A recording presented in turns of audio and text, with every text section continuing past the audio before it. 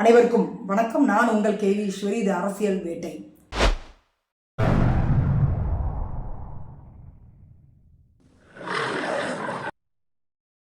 அதாவதுங்க, எங்க ஊர்ல ஒரு பழமொழி சொல்லுவாங்க, செவடம் காதுல ஊதுன சங்காட்டம்னு சொல்லுவாங்க. அந்த மாதிரி டிஎம்கே 2021க்கு பிறகு ஆட்சியை பிடித்த பிறகு நடக்கக்கூடிய அத்தனை சம்பவங்களுக்கும் நாம கண்டனம் தெரிவிச்சுட்டு தான் இருக்கோம். நீங்க நம்ப மாட்டீங்க, 2025 ஜனவரி மாதம் மட்டும் நீங்க எடுத்து பாருங்களேன், நடந்த கொலைகள் எத்தனை தெரியுமா? 110 கொலைகள். பாலியல் சம்பவங்கள் எவ்வளவு தெரியுமா? 121 பாலியல் சம்பவங்கள். இந்த 2 குற்ற சம்பவங்கள்ல மட்டும் இந்த ரேஷியோ, ஒரு மாதத்துல மட்டும் இந்த ரேஷியோ. இது அப்படியே நீங்க 5 வருடங்களுக்கு நீங்க போடுங்க. அப்ப எவ்வளவு கொலை நடந்திருக்கும், எவ்வளவு கொள்ளை நடந்திருக்கும், எவ்வளவு பாலியல் சம்பவங்கள் நடந்திருக்கும், எவ்வளவு போக்சோ வழக்குகள் நடந்திருக்கும், எத்தனை போராட்டங்கள் நடந்திருக்கும். இதெல்லாம் அப்படியே 5 வருடங்களுக்கு நீங்க போடுங்க. வியாசார்பாடி எம்கேபி நகரில் இருக்கக்கூடிய ஒரு அரசு மேல்நிலை பள்ளியில 11ஆம் வகுப்பு படிக்கக்கூடிய ஒரு மாணவன் கஞ்சா பொட்டலத்தை பள்ளிக்கூடத்துக்கு எடுத்துட்டு வந்திருக்கான். நாமெல்லாம் பள்ளிக்கூடத்துக்கு எதை எடுத்துட்டு போவாங்க? புத்தகங்களை தானே எடுத்துட்டு போவோம். ஆனால் டிஎம்கே ஆட்சியை பொறுத்த வரைக்கும் கஞ்சா பொட்டலத்தை தான் பள்ளிக்கூடத்துக்கு மாணவர்கள் எடுத்துட்டு போறாங்க. இன்னைக்கு பாத்தீங்க அப்படின்னா அங்கன்வாடி ஊழியர்கள் போராட்டம் பண்ணிட்டு இருக்காங்க. சென்னையில பண்றாங்க. தென் மாவட்டங்கள்ல போய் பாருங்க, பகுதி நேர ஆசிரியர்கள் இன்னும் போராட்டம் பண்ணிட்டு இருக்காங்க. தூய்மை பணியாளர்கள் போராட்டம் இன்னும் நடந்துட்டு இருக்குது. மருத்துவர்கள் போராட்டம், செவிலியர்கள் போராட்டம். கீழ்ப்பாக்கம் மருத்துவமனையில பாதுகாப்பு இல்லைங்க, மருத்துவர்களுக்கு அங்க பாதுகாப்பு இல்லைங்க. பட்ட பகல்ல அத்தனை கொலைகள் அங்க நடந்துட்டு இருக்குது. அவ்வளவு கஞ்சா செடி அங்க வளர்ந்துட்டு இருக்குது. இதெல்லாம் நாம செய்தியை போட்டோம்னா நம்மளை மிரட்டுறாங்க போன்ல. நாம என்ன பேச முடியும் சொல்லுங்க? நானும் தாங்க ஓட்டு போடுறேன், நானும் தான் பத்திரிகை துறையில் இருக்கிறேங்க. இதெல்லாம் நான் சொன்னா போன் பண்ணி என்ன கேட்கறாங்க, என்ன நீ டிஎம்கே எதிர்த்து பேசுறேன்னு கேட்கறாங்க. ஜனநாயகத்து 4ஆம் தூண் அப்படின்னு நாம தான் பெருமையா சொல்லிட்டு இருக்கோங்க. ஆனா எங்க உயிருக்கு இன்னைக்கு பாதுகாப்பு இல்லை. கேட்டா மெய்யநாதன் அமைச்சர் சொல்றாங்க, கல்குவாரியோட சம்பவம் தெரியவே தெரியாது அவருக்கு. பத்திரிகையாளரை காணல, கேமராமேனை காணல, போன சமூக ஆர்வலரை காணல. அந்த 50 பேரும் சேர்ந்து கொலைவெறி தாக்குதல் நடத்திருக்காங்க. ஆனா பாருங்க, அமைச்சர் மெய்யநாதனுக்கு இது தெரியாதுன்னு சொல்றாரு. அப்ப தமிழ்நாட்டில் அவர் அமைச்சர் இல்ல பொழுது நாம தான் தப்பா நினைச்சுக்கிட்டு அவர்கிட்ட கேள்வியை முன் வச்சிருக்கிறோம். அவர் வேற மாநிலத்தில் உள்ள அமைச்சர் போல தெரியுது. பத்திரிகையாளர்கள் நாங்க எங்களுக்கு அமைச்சராக இருக்கக்கூடிய மெய்யநாதன் போயிட்டு எங்களுடைய உயிருக்கு ஆபத்து இருக்குது, கொலைவெறி தாக்குதல் நடத்துறாங்கன்னா அந்த செய்தியே தெரியாதுன்னு அவர் சொல்றாரு. எப்படிப்பட்ட ஒரு ஆட்சின்றதை திங்க் பண்ணி பாருங்க. அதுவும் போக இதுவே அதிமுக ஆட்சின்னு வச்சுக்கோங்களேன், இந்த உடன்பிறப்புகள், இந்த அமைச்சர்கள், இந்த சட்டமன்ற உறுப்பினர்கள்லாம் இப்ப பேசுறாங்கல்ல, எதுவுமே தெரியாதுன்னு பேசுறாங்கல்ல முட்டு கொடுத்துட்டு, இவங்கெல்லாம் வீதியில இறங்கி, முதலமைச்சர் குடும்பம் உட்பட வீதியில இறங்கி வாயில கருப்பு துணியை கட்டிட்டு மூடு டாஸ்மாக மூடுவாங்க. சின்ன சின்ன விஷயமா இருந்தாலும் பரவாயில்லைங்க, ஊதி அதை பெருசாக்கி பேனரை கையில் வச்சுக்கிட்டு அத்தனை போராட்டங்கள் பண்ணுவாங்க, அத்தனை ஆர்ப்பாட்டங்கள் பண்ணுவாங்க. அதுவும் போக ஆக எடப்பாடி பழனிசாமி பதவி விலகணும்னு சொல்லுவார் முதலமைச்சர். இப்போ இருக்கக்கூடிய முதலமைச்சர் 5 வருட காலம் அதுதான் அவங்க தொழிலாக இருந்தது. அதே மாதிரி சமூக ஆர்வலர்கள், மகளிர் அமைப்புகள், ஏதாவது ஒரு சின்ன சம்பவம் நடந்துடக்கூடாது, உடனே வீதியில் இறங்கி ஆர்ப்பாட்டம் போராட்டம். இன்னைக்கு அவங்கள எங்க போனாங்க? ஒருத்தர் கூட பேசலைங்க. இந்த கல்குவாரி விஷயங்கள் பத்தி பேசல. திருத்தணி ரயில்வே ஸ்டேஷன்ல வடமாநில இளைஞரை போட்டு வெட்டினாங்க கஞ்சா போதில், அதை பத்தி பேசல. நந்தனம் கலை கல்லூரியில் நடந்த பாலியல் பலாத்காரம் பற்றி பேசல. தரமணியில் நடந்த பாலியல் பலாத்காரம் பற்றி பேசல. இப்ப ரீசெண்டா எத்தனை ஆணவ படுகொலைகள் நடந்திருக்கு தெரியுங்களா? அதை பற்றி வாய் திறந்தாங்களா, பேசினாங்களா? அதை பற்றி இன்னைக்கு 16ஆம் வகுப்பு பள்ளி மாணவனுடைய கையில கஞ்சா பட்டணம் இருக்குதுங்க, அது குறித்து பேசினாங்களா? அது குறித்து விவாதங்கள் நடத்தினாங்களா தொலைக்காட்சிகள்ல? ஒட்டுமொத்த ஊடகத்துறையும் இன்னைக்கு டிஎம்கே கையில தான் இருக்குது. யார் அது குறித்தெல்லாம் விவாதம் பண்றதே கிடையாது. அதெல்லாம் விட்டுட்டுங்க, அதிமுக வச்சுதான் செய்யறது ஊடகங்கள்ல. அதுதான் அவங்களுடைய அறம், அதுதான் அவங்களுடைய தர்மம் போல தெரியுது. இதை பற்றியெல்லாம் இந்த சமூக ஆர்வலர்கள்லாம் பேசுறாங்களா பாருங்களேன். ஆளே காணுங்க. எனக்கு தெரிஞ்சு ஒருத்தர் கூட வீதியில் இறங்கி போராட்டம் பண்ணதை நான் பார்த்ததே இல்லை. அந்த நீட் தேர்வு பொறுத்த வரைக்கும் துணை முதலமைச்சர் என்ன சொன்னார்? அந்த ரகசியம் எங்களுக்கு தெரியும், நாங்கள் ஆட்சிக்கு ரத்து பண்ணணும்னு சொன்னார்ல, முதல் கையெழுத்துன்னு சொன்னார்ல. இன்னைக்கு என்ன பேசுறாரு தெரியுங்களா? மத்தியில காங்கிரஸ் வந்துட்டா நீட் தேர்வு ரத்து பண்ணிடுவாங்களாம். காங்கிரஸ் ஒருபோதும் வராதுன்னு அவருக்கு நல்லாவே தெரியும். சும்மா அளந்து விடுறது, காசா பணமான அளந்து விடுறது. எவ்வளவு தேர்தல் அறிக்கைகள் கொடுத்து பித்தலாட்டம் பண்ணி இந்த ஆட்சியை பிடித்து இன்னைக்கு கண்ட்ரோலே பண்ண முடியலங்க. இன்னைக்கு கண்ட்ரோலே பண்ண முடியல. பாலியல் சம்பவங்களை கண்ட்ரோல் பண்ண முடியல. பள்ளி மாணவர்களுடைய கையில் இன்னைக்கு கஞ்சா இருக்குது. பேனா படிக்கக்கூடிய கை இன்னைக்கு கஞ்சா பொட்டலத்தை ஏந்திட்டு இருக்குது. சர்வசாதாரணமாக கிடைக்குங்க. திருமங்கலத்தில் இளைஞர்கள் வித்துட்டு இருக்காங்க கஞ்சா. நீங்க நம்ப மாட்டீங்க. கஞ்சா விற்பனை தடுக்க முடியல அப்படின்னா நீங்க எதுக்கு ஆட்சி அதிகாரத்தில் இருக்கிறீங்க? அதாவது நமக்கு ஒரு பிரச்சனைனா காவல்துறைக்கு போகலாம், காவல்துறைக்கு ஒரு பிரச்சனை அவங்க என்ன பண்ணுவாங்க? திங்க் பண்ணி பாருங்க. இன்னைக்கு வரைக்கும் பாருங்களேன், தமிழகத்துல ஒரு டிஜிபி இல்லைங்க. அதை கூட இந்த டிஎம்கே அரசாங்கத்தால பண்ண முடியல. காரணம் என்னன்னு கேட்டீங்கன்னா, அவங்களுக்கு தோதுவான ஆட்கள் இல்லை போல தெரியுது. அந்த 10 பேர் லிஸ்ட் இருக்கும்ல, அதில் அவங்களுக்கு தோதுவான ஆட்கள் இருந்தால் தானே போட முடியும். அப்போ தான் இங்கே நடக்கக்கூடிய கொலை கொள்ளை சம்பவங்கள் ஊழலெல்லாம் மறைக்க முடியும். அதனால போடலை. பொறுப்பு டிஜிபின்னு ஒருத்தரை போட்டாங்க. அவருக்கு பாதி நேரம் உடம்பு சரியில்லாமல் போயிடுது.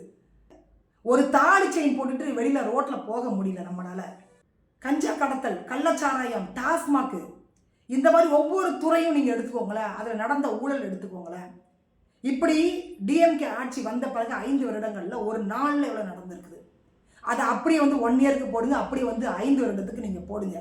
சொல்லவே முடியாதுங்க. அந்த அளவுக்கு ஒரு சர்வாதிகார ஆட்சியாக அந்த ஆட்சி இருக்குது. அதனால தான் ஒட்டுமொத்த ஊடகங்களையும் அவங்க கையில் வச்சிருக்கிறாங்க. இன்னைக்கு பத்திரிகையாளர் கூட வாயை திறக்கிறது கிடையாது. போராட்டங்களாக இருந்தாலும் சரி, ஆர்ப்பாட்டங்களாக இருந்தாலும் சரி, விலைவாசி உயர்வாக இருந்தாலும் சரி, அப்படி நடக்கக்கூடிய முக்கால்வாசி செய்திகளை ஊடகங்கள் காமிக்கிறது இல்லை. ஒட்டுமொத்த ஊடகத்தையும் டிஎம்கே அரசாங்கம் தான் கையில் வச்சுட்டு இருக்கிறாங்க. அதனால தான் கல்குவாரியில் அந்த பத்திரிகையாளர் தாக்கப்பட்டார்ல. எத்தனை பத்திரிகையாளர் சங்கம் வீதியில் இறங்கி போராட்டம் பண்ணாங்க பாருங்க. பண்ண மாட்டாங்க. எல்லாத்தையும் விலை கொடுத்து இவங்க வாங்கி வச்சிருக்காங்க. அதே மாதிரி தான் சமூக ஆர்வலர்களை விலை கொடுத்து வாங்கி வச்சு ஆஃப் மூடில் போட்டு வச்சிருக்கிறாங்க. மகளிர் அமைப்பை விலை கொடுத்து வாங்கி அவங்கள கோமா ஸ்டேஜுக்கு அனுப்பிட்டாங்க. அப்படி டிஎம்கே நினைச்சாங்கன்னா எல்லாத்தையுமே விலை கொடுத்து வாங்க முடியும். அதனால தான் தேர்தல் அறிக்கை அள்ளி விடுறாங்க. ஏற்கனவே சொன்ன தேர்தல் அறிக்கை எதுவுமே நிறைவேற்றவே இல்லை. மறுபடியும் தேர்தல் அறிக்கை ரெடி பண்ணிட்டு இருக்கிறாங்க. ஒரு குழு அதுக்கு போட்டுக்கிறாங்க. என்ன கொடுமன்றதை நீங்கள் திங்க் பண்ணி பாருங்களேன். இப்படிப்பட்ட ஆட்சி மறுபடியும் நமக்கு வேணுமா? உங்களுடைய கருத்து என்னன்றதை நீங்கள் கமெண்ட் பண்ணுங்க. இப்போ இருக்கக்கூடிய ஜென்சி கிட் என்று சொல்லக்கூடிய முதல் தலைமுறை வாக்காளர்கள் நல்லா சிந்திச்சு ஓட் பண்ணுங்க. நீங்க நீட் தேர்வை பொறுத்த வரைக்கும் இன்னைக்கும் பல மாணவிகள் தற்கொலை பண்ணிட்டு தான் இருக்கிறாங்க. துணை முதலமைச்சர் கூலா சொல்றாரு, மத்தியில் காங்கிரஸ் வந்துட்டா நாங்கள் ரத்து பண்ணிடுவோம் அப்படின்னு சொல்றாரு. ஆனால் அன்னைக்கு அனிதாக்கு பொங்கிய சமூக ஆர்வலர்கள் இன்னைக்கு யாருக்காவது எத்தனை மாணவர்கள் மரணம் நடந்திருக்காங்களா? யாருக்காவது குரல் கொடுத்துருக்காங்களா? எத்தனை ஆணவ படுகொலைகள் நடந்திருக்கு? யாருக்காவது குரல் கொடுத்தாங்களா? எத்தனை பாலியல் சம்பவங்கள் நடந்திருக்கு? யாருக்காவது குரல் கொடுத்தாங்களா? வீதியில் இறங்கி ஆர்ப்பாட்டம் போராட்டம் பண்ணுனாங்களா? இன்னைக்கு கஞ்சா கட்டுப்படுத்த முடியலங்க. மாணவர்கள் சமுதாயத்தை செழிக்கக்கூடிய கஞ்சா விற்பனை அமோகமா இருக்குது தமிழகத்தில். வீதியில் இறங்கி சமூக ஆர்வலர்கள் யாராவது குரல் கொடுத்தாங்களா? மகளிர் அமைப்புகள் குரல் கொடுத்தாங்களா? கள்ளச்சாராயம், டாஸ்மாக்கு, அங்கே நடக்கக்கூடிய ஊழல் குற்றச்சாட்டுகள், டிஎம்கே ஆட்சியை பொறுத்த வரைக்கும் ஒவ்வொரு துறைகளாக நீங்கள் எடுத்து பாருங்க. அதில் இருக்கக்கூடிய அமைச்சர்கள் மேலே எவ்வளோ ஊழல் குற்றச்சாட்டு இருக்குன்றத பாருங்க. சாதாரண ஒரு சட்டமன்ற உறுப்பினருங்க 45 கோடி ரூபாய் அவருக்கு அபராதம் விதிச்சிருக்கிறாங்க மாவட்ட ஆட்சியர். எதற்காகன்னா சட்டத்துக்கு புறம்பாக கல்குவாரியில் அவர் அந்த கனிம வளத்தை எடுத்தார் அப்படின்னு. அபராதமே 45 கோடினா அப்போ அவர் எவ்வளோ சம்பாதிச்சிருப்பாருன்றதை திங்க் பண்ணி பாருங்க. ஒரே ஒரு சட்டமன்ற உறுப்பினர் நான் சொல்கிறேன், டிஎம்கே சார்ந்து. டிஎம்கே இருக்கக்கூடிய சட்டமன்ற உறுப்பினர்கள் மொத்தம் எத்தனை பேர்? டிஎம்கே சார்ந்த அமைச்சர்கள் மொத்தம் எத்தனை பேர்? எம்பி எத்தனை பேர்? வார்டு கவுன்சிலர் வரைக்கும் நீங்கள் திங்க் பண்ணி பாருங்க. ரேஷியோ எடுத்து பாருங்க. கணக்கு அப்படியே 5 வருஷத்துக்கு போடுங்க. என்னென்ன நடந்திருக்குன்றது உங்களுக்கு கிளியராக தெரியும். நான் சொல்லணுன்ற அவசியமே இல்லை. இந்த 5 வருட காலத்தில் நாம இன்னைக்கு வரைக்கும் உயிரோடு இருக்கிறதே பெரிய விஷயம். அதனால மறுபடியும் யோசிச்சு நீட் தேர்வை கொண்டு வந்தது யாரு? அதற்கு தேர்தல் அறிக்கையில் யார் வாக்கு கொடுத்தாங்க ரத்து பண்ணுறேன்னு சொன்னாங்க? மாணவனுடைய கல்வி கடனை யார் ரத்து பண்ணுறேன்னு சொன்னாங்க? மாதந்தோறும் 1000 ரூபாய் கொடுத்துட்டு இன்னைக்கு யார் அசிங்கப்படுத்துறது? இலவச பஸ்ன்னு சொல்லிட்டு இன்னைக்கு யார் அசிங்கப்படுத்துறது? எல்லாத்தையுமே திங்க் பண்ணி பாருங்க. இப்போ உள்ள முதல் தலைமுறை வாக்காளர்களுக்கு நான் சொல்கிறேன், என்னுடைய சகோதர சகோதரிக்கு நான் சொல்கிறேன், இந்த 5 வருட காலத்தில் டிஎம்கே 21ல் தேர்தல் அறிக்கையில் 550 தேர்தல் அறிக்கை கொடுத்துருக்குறாங்க. இந்த 5 வருட காலத்தில் எத்தனை தேர்தல் அறிக்கைகளை நிறைவேற்றி இருக்கிறாங்கன்றதை நீங்கள் படிச்சிருக்கீங்க. நீங்கள் போய் சர்ச் பண்ணி பாருங்கள். அதுவும் போக கஞ்சா விற்பனை எவ்வளோ இருக்குது, இங்கே கள்ளச்சாராயம் எவ்வளோ இருக்குது, மது விற்பனை எவ்வளோ ஆகிருக்குது, எத்தனை பாலியல் சம்பவங்கள் நடந்திருக்கு, எத்தனை கொலை நடந்திருக்கு, எத்தனை கொள்ளை நடந்திருக்குது. அமைச்சர்கள் சட்டமன்ற உறுப்பினர்கள் உட்பட டிஎம்கே இருக்கக்கூடியவங்க உடன்பிறப்புகள் மேலே எத்தனை வழக்குகள் இருக்குன்றதை எடுத்து பாருங்கள். ஊழல் வழக்குகள் இருக்குன்றதை எடுத்து பாருங்கள். ஒரே ஒரு விஷயத்தை மட்டும் நான் உங்களுக்கு உதாரணமாக சொல்கிறேங்க. தூய்மை பணியாளர்களுடைய போராட்டம் நடந்தது மாநகராட்சி முன்னாடி. அவங்க எந்த அளவுக்கு இந்த அரசாங்கம் நடத்துனாங்கன்றதை நீங்கள் பார்த்துருப்பீங்க. மழையும் வெயிலையும் கடந்தாங்க. அவங்க நாயை அடித்த மாதிரி அவங்களை அடித்து குண்டு கட்ட தூக்கிட்டு போனாங்க, அரெஸ்ட் பண்ணாங்க. ஆனால் அந்த தூய்மை பணியாளர் வேலையை செய்யக்கூடிய அமுதா என்ற ஒரு சகோதரி ரோட்டில் கடந்த 45 பவுன் நகையை எடுத்து போலீஸ் ஸ்டேஷனில் கொண்டு போய் கொடுத்தாங்க. இன்னைக்கு பார்த்தீங்கன்னா பலரும் கூப்பிட்டு அவங்கள பாராட்டிட்டு இருக்கிறாங்க.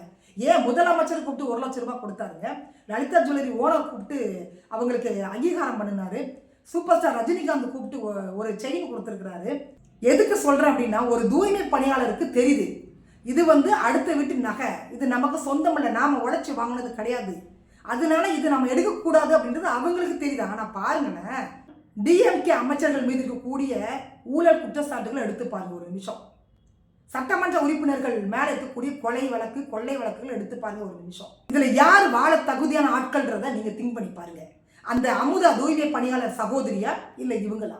அந்த அளவுக்கு ஒரு சர்வாதிகார ஆட்சியை, கொடுங்கோல ஆட்சியை அதிகாரத்தை தூய்மை பணியாளர்கள் மேலே இவங்க திணிச்சாங்க. அந்த மாதிரி போராட்டங்களில் ஒரு அடக்குமுறையை இவங்க ஏவி விடுறாங்க காவல்துறை மூலமாக. ஒரு தூய்மை பணியாளருக்கு தெரியுதுங்க, அடுத்த வீட்டு பணம் நமக்கு தேவையில்லைன்னு தெரியுது. அதனால யாருக்கு ஓட் பண்ணணும் அப்படின்றத முடிவு பண்ணுங்க. மறுபடியும் டிஎம்கே கொண்டு வந்தீங்க அப்படின்னா இந்த 5 வருட காலம் நீங்கள் உயிர் பழைச்சதே பெரிய விஷயம். அடுத்த முறை ஆட்சிக்கு வந்துட்டாங்கன்னா நிச்சயமாக நீங்கள் எழுதி வச்சுக்கோங்க, உங்கள் உயிர் உங்ககிட்ட இருக்காது. இங்கே யாருக்குமே பாதுகாப்பு இல்லை.